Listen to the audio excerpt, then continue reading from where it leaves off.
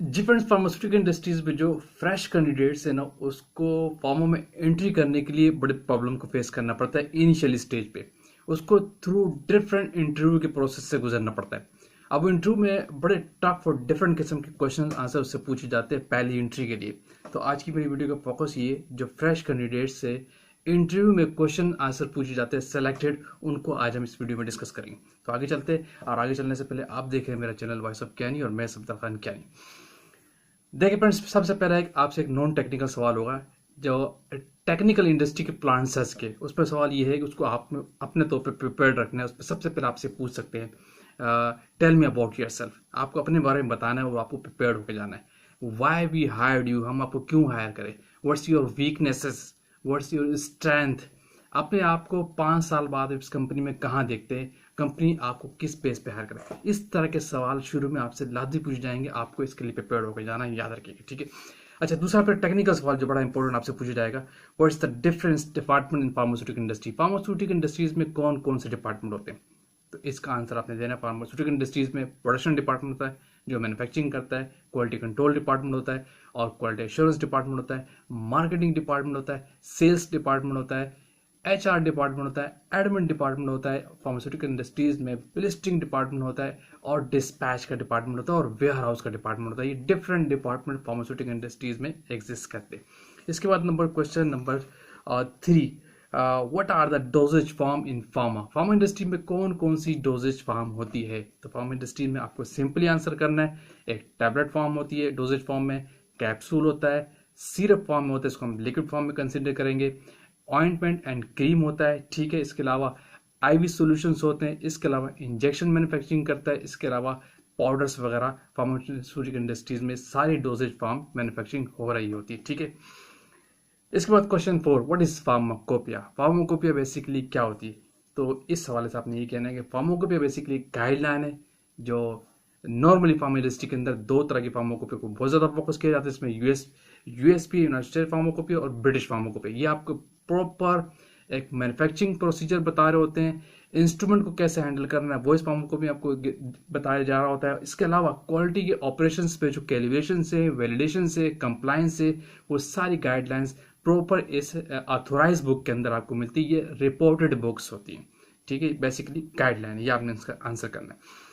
इसके अलावा question number 5, what is GMP and cGMP stands for. ये क्या है बेसिकली, तो जीएमपी क्या है, गुड मैन्युफैक्चरिंग प्रैक्टिसेस, इसका आंसर ये। और सीजीएमपी क्या है, करंट मैन्युफैक्चरिंग प्रैक्टिसेस, यानी करंट श्रेणी में आप क्या देखें। इसके से रिलेटेड एक और क्वेश्चन नंबर 6 आपसे पूछ सकता है, what is the difference between GMP and cGMP. तो देखिए, इसको बड़े आसान लफ्जों में आप समझा। जीएमपी क्या है, गुड मैन्युफैक्चरिंग प्रैक्टिसेस, और सीजीएमपी क्या है, करंट गुड मैन्युफैक्चरिंग प्रैक्टिस। यानी जीएमपी में आप पहले काम कर रहे थे, आज के दौर में जो कंप्लायंस कंपनी से जो एफडी अप्रूव प्लांट होते हैं तो वो सीजीएमपी पे चले जाते हैं। सीजीएमपी में क्या है कि फॉर एग्जांपल आज के सिनेरियो में कोई अगर फार्मास्यूटिकल कंपनीज पुराना इंस्ट्रूमेंट यूज कर रही है, पुराने सॉफ्टवेयर को यूज कर रही है, पुरानी गाइडलाइन को यूज कर रही है, इसका मतलब जीएमपी को फॉलो कर रही है। लेकिन सीजीएमपी क्या है कि आज करंट सिनेरियो में, जिस दौर में आप खड़े, जिस टाइम पे आप खड़े, जिस एयर में आप खड़े हैं, अगर मार्केट में एडवांस इंस्ट्रूमेंट आ चुके हैं, मार्केट में एडवांस टेक्नोलॉजी आ चुकी है, अगर आप उस लिहाज से उन चीज़ों को अडॉप्ट कर रहे हैं, एडवांस टेक्नोलॉजी पे अपने सिस्टम को, अपने प्लांट को ले आते हैं, इट मीन्स कि आप सीजीएमपी पे चले गए। आसान लफ्जों में आप उनको समझाना होता है। अच्छा, एक और चीज़, what do you know about HPLC, लाजमी पूछा जाएगा, चाहे कोई फ्रेश हो या सीनियर हो, इस हवाले से लाजमी क्वेश्चन है, आपने इसका आंसर ये देना है। HPLC is a high performance liquid chromatography, एक सेपरेटिंग टेक्निक है। इसकी बेस पे नॉर्मली इस पे आप किसी भी कंपाउंड को डिफरेंट मिक्सचर के अंदर से आइसोलेट करते और ये अश्योर कर रहे होते हैं कि कंपाउंड कितने % प्योर है इन सेंस ऑफ एस। ये फार्मास्यूटिकल इंडस्ट्रीज का मैन कॉन्स्टिट्यूएंट, मैन इंस्ट्रूमेंट है। इसके अलावा बड़ा इंपॉर्टेंट डिफरेंट इसी से रिलेटेड सवाल आपसे पूछ सकते हैं, what is essay in pharma. Pharma industries में, फार्मास्यूटिकल इंडस्ट्रीज में एसे को क्या कंसीडर करते हैं। एसे बेसिकली क्या है आपने बताना ही है।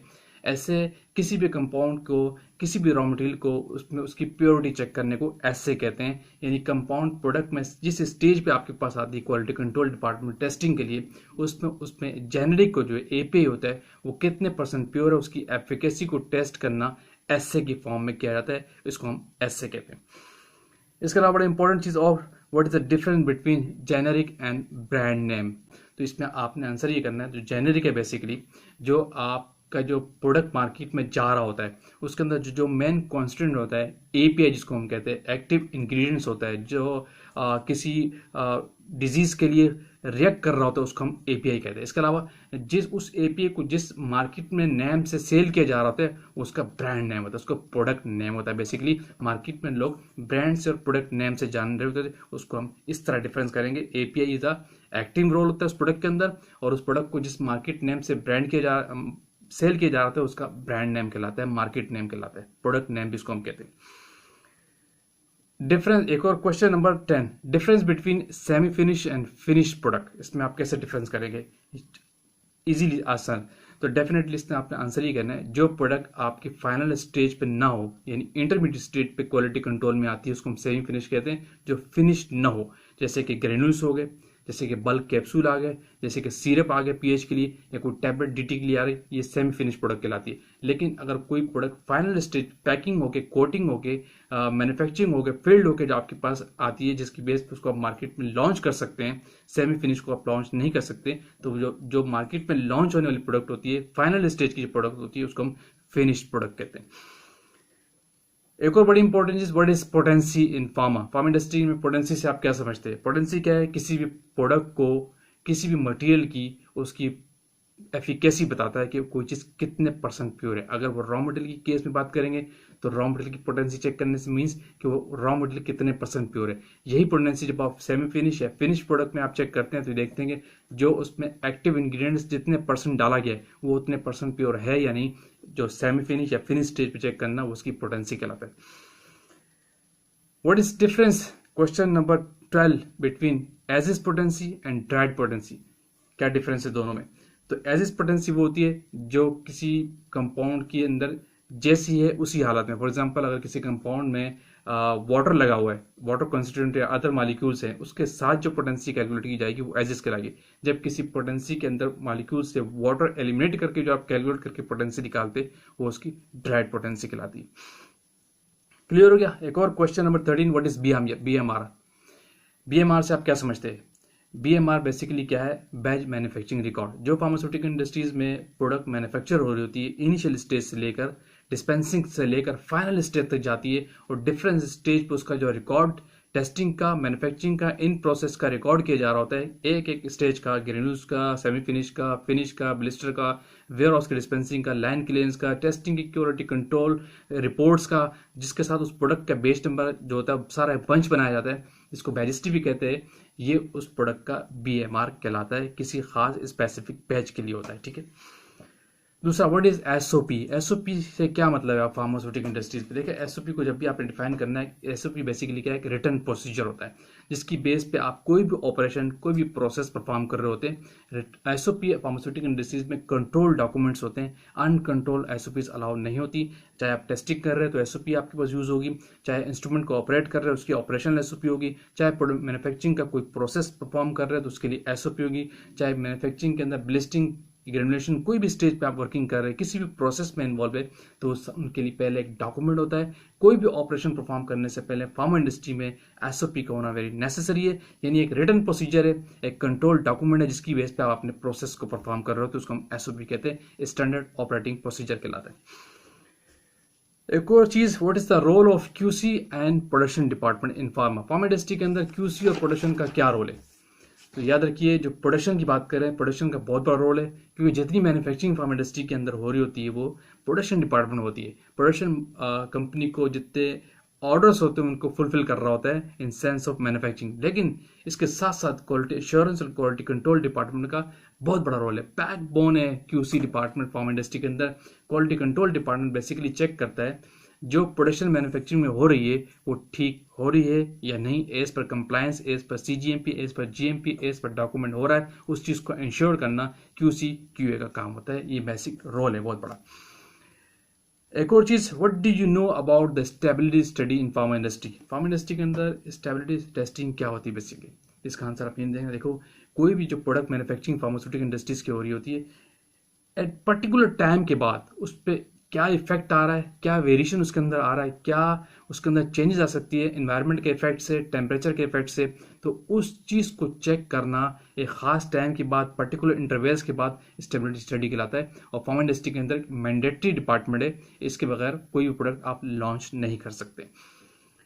एक और चीज़, what is the key component of the drugs. कोई भी ड्रग मैन्युफैक्चरिंग जो आप कर रहे हो उसके की कंपोनेंट्स क्या होते हैं? तो इसके की कंपोनेंट्स सिर्फ दो होते हैं। नंबर वन होता है आपका एपीआई, एक्टिव इंग्रेडिएंट्स, और दूसरा आपके होता है एक्सिपेंट्स। और एक्सिपेंट्स पे एक लिस्ट होती है बाकायदा, एक नंबर ऑफ एक्सिपेंट्स होते हैं। और एपीआई सिर्फ एक होता है, लेकिन बहुत सी प्रोडक्ट ऐसी भी होती हैं जिसमें एपीआई एक से ज़्यादा भी होते हैं। What is GLP in pharma? Good laboratory practices क्या है? देखिए, गुड लेबोरेटरी प्रैक्टिसेस क्या है, ये भी एक गाइडलाइन है आपकी। इसका आंसर बता रहा हूँ, क्वेश्चन नंबर 18 है।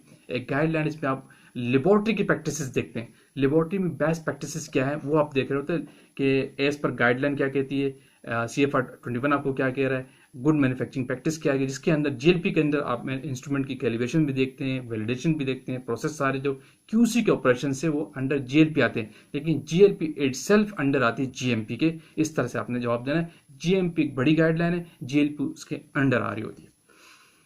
What is calibration in pharma industry? Pharma industry में कैलिब्रेशन से आप क्या समझते हैं? तो इसका आंसर क्वेश्चन नंबर 19 आपने ये देना है। जो कैलिब्रेशन बेसिकली, ये जो फार्मा इंडस्ट्री के अंदर जितने आप इंस्ट्रूमेंट मशीनरी यूज कर रहे हैं, चाहे क्यूसी में हो, प्रोडक्शन में हो, वेयर हाउस में हो, उनको इंश्योर करना कि वो मशीनरी, वो इंस्ट्रूमेंट एक्यूरेटली वर्क कर रहे हैं या नहीं, उस चीज को इंश्योर करता है कैलिब्रेशन का प्रोसेस। कैलिब्रेशन एक बहुत नेसेसरी एक्टिविटी है, ऑपरेशन है ड्रैप की और गाइडलाइन की, और डिफरेंट जो सर्विसेज के एरिया उनकी मैंडेटरी रिक्वायरमेंट है। इसके बगैर आप इंस्ट्रूमेंट को, अपनी मशीनरी को यूज़ नहीं कर सकते फार्मा इंडस्ट्री के अंदर। तो ये कैलिब्रेशन का जो टर्म है, ये आपके इंस्ट्रूमेंट को, मशीनरी को इंश्योर करती है कि वो एक्यूरेटली वर्क कर रहे हैं या नहीं। Question 20 last, what is the role of drab? Regulatory का क्या इफेक्ट है फार्मा इंडस्ट्री के अंदर?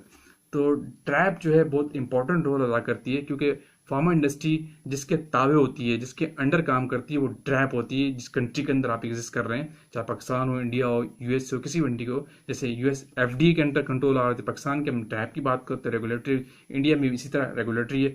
तो जो कंपनियां फार्मास्यूटिकल इंडस्ट्रीज जिसको रिपोर्टेड होती हैं, जो उसके एडिट्स करते हैं, जो फार्मा इंडस्ट्री को अप्रूव करते हैं कि आपने इस ऑपरेशन को चलाना है, इस इंडस्ट्री को चलाना है या नहीं, वो अंडर ड्रैप आता है। ड्रैप का बहुत बड़ा रोल है। ड्रैप किसी भी कंट्री के अंदर गवर्नमेंट बॉडीज होते हैं जो चेक करते हैं ये फार्मा इंडस्ट्री है सही तरीके से काम कर रहे हैं या नहीं। ये ड्रैप का रोल होता है बहुत बड़ा। वीडियो आपने लाइक की होगी तो शेयर कीजिए, कमेंट्स कीजिए। हिंदी का अगेन कहूँगा, जो लोग चैनल पर न्यू है वो तो लाजमी सब्सक्राइब कीजिए, ताकि इस तरह की टेक्निकल वीडियोस आप तक पहुंचती रहे। Thank you for watching. अल्लाह हाफिज़।